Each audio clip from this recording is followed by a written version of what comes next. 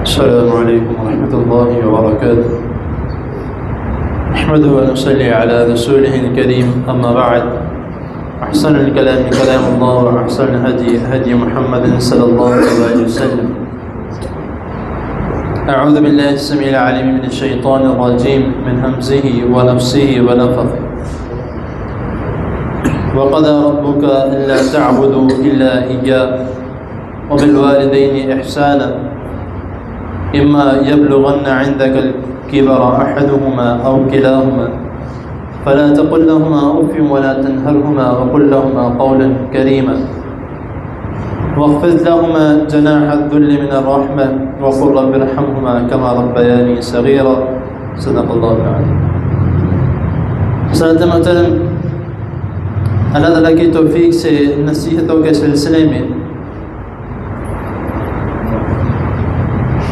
والدین کے ساتھ حسن سلوک کے متعلق پچھلی نشست میں چند باتیں تمہید کے طور پر بیان کی گئی تھیں.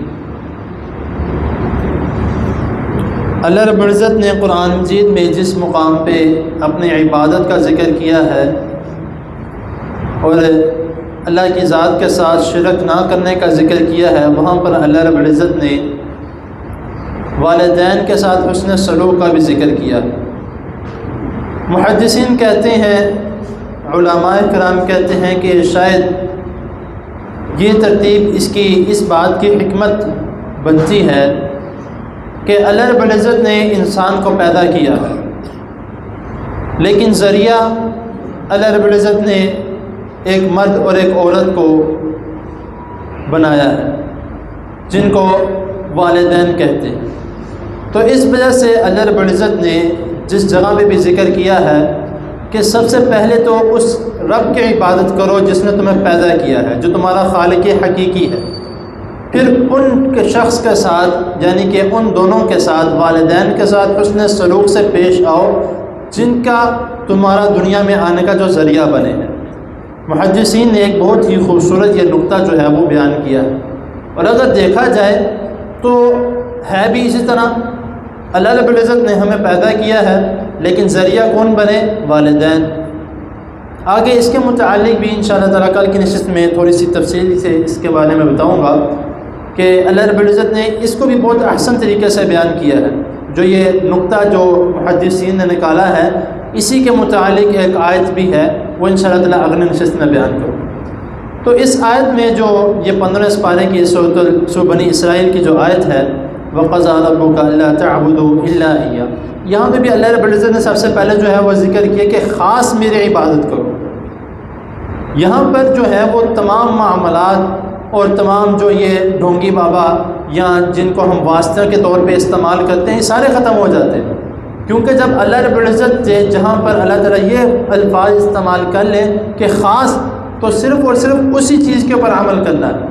جس طرح ہم نماز میں پڑھتے ہیں ایاک نعبد و ایاک نستعین، تو اسی طرح یہاں پر بھی اللہ تعالیٰ فرما رہے ہیں کہ وَقَضَىٰ رَبُّكَ أَلَّا تَعْبُدُوا إِلَّا إِيَّاهُ، کہ صرف میری ہی عبادت کرو.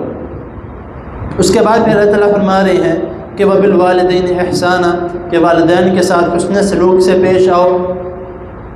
اور یہ سب سے احسن طریقہ ہے اور سب سے احسن درجہ ہے جو یہ قرآن مجید میں اللہ تعالیٰ نے والدین کے ساتھ جو وَبِالْوَالِدَيْنِ إِحْسَانًا کا لفظ استعمال کیا. یہ عام الفاظ میں نہیں آتا، یہ افضل ترین الفاظوں میں سے ایک لفظ ہے، احسانہ.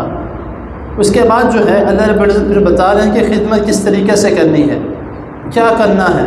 کہ اما یبلغن عندک الکبر احدہما او کلاہما، کہ جب ان میں سے کوئی جو ہے بڑھاپے کی عمر میں پہنچ جائے اور دونوں تمہارے پاس موجود ہیں، ایک ہے یا دونوں ہیں، تو ان کی خدمت کرو، ان کا بازو بنو، ان کے ساتھ مل کر ان کو چلاؤ. کس طریقے سے کہ ظاہر سے بات ہے انسان جوان ہوتا ہے، خود چل پھر بھی سکتا ہے، سارے معاملات خود دیکھ بھی سکتا ہے، سب کچھ وہ کر سکتا ہے. لیکن جب تھوڑی عمر جو ہے وہ بڑھاپے کی طرف آ جاتی ہے، ظاہر سی بات ہے کسی کی ضرورت پڑتی ہے. تو اللہ تعالیٰ نے کیا فرمایا، اور اصل امتحان جو ہے وہ اسی سٹیج پہ آ کے شروع ہوتا ہے ایک اولاد کا، کہ وہ اس سٹیج پہ آ کے جو ہے والدین کے ساتھ کس طرح کا سلوک کرتی ہے۔ جوانی کی عمر میں تو چل جاتا ہے، باپ بھی چل رہا ہے، بیٹا بھی چل رہا ہے، لیکن جب تھوڑی عمر جو ہے وہ بڑھاپے کی طرف آتی ہے تو اب اس سٹیج پہ آ کے پتہ لگتا ہے کہ اولاد کیا کرتی ہے۔ اولڈ ایج ہوم میں پھینکتی ہے، یا ایک دوسرے کی باریاں لگاتے ہیں کہ ایک تمہارے گھر، ایک دن تمہارے گھر، ایک دن تمہارے گھر، یا پھر اچھے طریقے سے سارے مل کے ان کا خیال رکھتے ہیں، کیونکہ ہمارے معاشرے میں یہ ایک ہمارے معاشرے کی شکل بن چکی ہے۔ اگر نہیں سنبھالے جا رہے تو الگ کر دو، اگر نہیں سنبھالے جا رہے تو پھر باریاں لگا لو کہ بھئی ایک دن وہ تمہارے گھر رہیں گے، ایک دن تمہارے گھر رہیں گے، ایک دن تمہارے گھر رہیں گے۔ تو جب جس دن جس کی شخص کی باری ہوتی ہے وہ کہتا ہے کہ یار ان تے پھنس گئے، کام پھنس گیا، ان کی کریے۔ تو یہ طریقہ کار جو ہے اللہ رب العزت نے یہاں پہ اس چیز کی نفی کی ہے خاص طور پر۔ اور آگے جو اللہ تعالیٰ نے جو لفظ استعمال کیا ہے، جس طرح ہم اپنی زبان میں اردو میں بھی استعمال کرتے ہیں اف، کہ جو بھی معاملہ ہو، کسی بھی قسم کا معاملہ ہو، کہ اف بھی نہیں کرنا۔ ایک ہوتا ہے کہ انسان بولتا ہے آگے غلط طریقے سے، غلط لہجے سے بولتا ہے، ایک صرف اور صرف جس کو کہتے ہیں کہ ماتھے میں توڑی بنانا، اس عمل سے بھی اللہ رب العزت نے منع فرمایا۔ اور ایک ہوتا ہے کہ انسان منہ سے ذکر کر دیتا ہے، یا صرف یہ کہتا ہے کہ یار کیا ہے یہ سارا کچھ ہے۔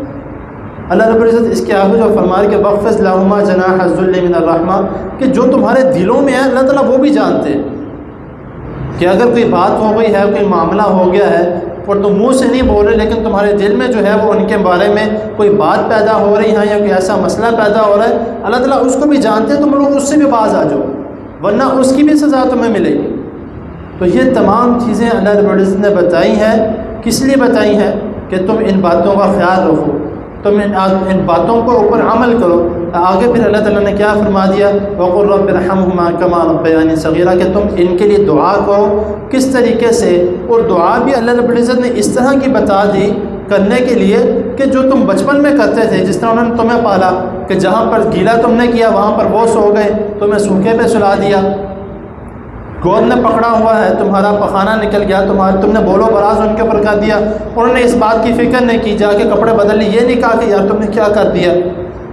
تو اللہ رب العزت نے اس نقشے کو کھینچتے ہوئے جو ہے یہاں پر وہ دعا بتا دی کہ تم ان کے لیے دعا کرو کہ رب ارحمہما کما ربیانی صغیرا، اے ان کے اوپر رحم فرما، ان کے اوپر اس طریقے سے رحم فرما جس طرح یہ میرے اوپر بچپن میں رحم فرماتے تھے، کہ بچپن میں جس طرح یہ میرے ساتھ شفقت سے پیش آتے تھے اس طرح آپ ان کے ساتھ شفقت سے پیش آئے۔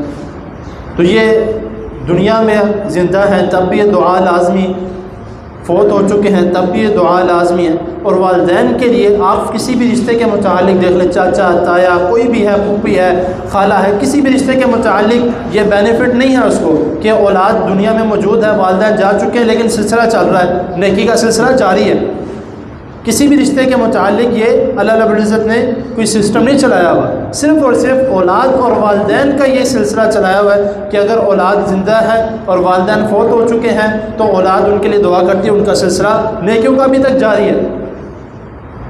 تو یہ ہمیں جو اللہ رب العزت نے جو والدین کے ساتھ حسن سلوک کے متعلق ہمیں بتایا ہے، اس کے متعلق جو ہے وہ خاص خیال رکھنا چاہیے۔ اگر اللہ رب العزت نے اپنی عبادت کے بعد جو ہے والدین کا ذکر کیا ہے تو ہمیں اسی طرح اسی عہدے پر ان کو فائز رکھنا چاہیے، اسی عہدے پر جو ہے وہ ان کو رکھنا چاہیے جس عہدے پر اللہ رب العزت نے رکھا ہے۔ ان کو کم کر دینا کہ یار ٹھیک ہے یہ تو وہ ایسے کرنا، یہ سارا جو ہے وہ ہیلے بہانے ہیں اور قرآن و حدیث کے خلاف ورزی کرنا ہے۔ اللہ تعالیٰ کے حضور دعا ہے اللہ تعالیٰ ہمیں جو سنا اس کو سمجھنے کی اور اس پر عمل کرنے کی توفیق عطا فرمائے۔ جن کے والدین اس دنیا میں ہیں اللہ تعالیٰ ان کو صحت و ایمان کے ساتھ لمبی زندگی عطا فرمائے، جن کے جا چکے ہیں اللہ تعالیٰ ان کی قبر کو جنت کے باغوں میں سے باغ بنائے۔ جزاکم اللہ۔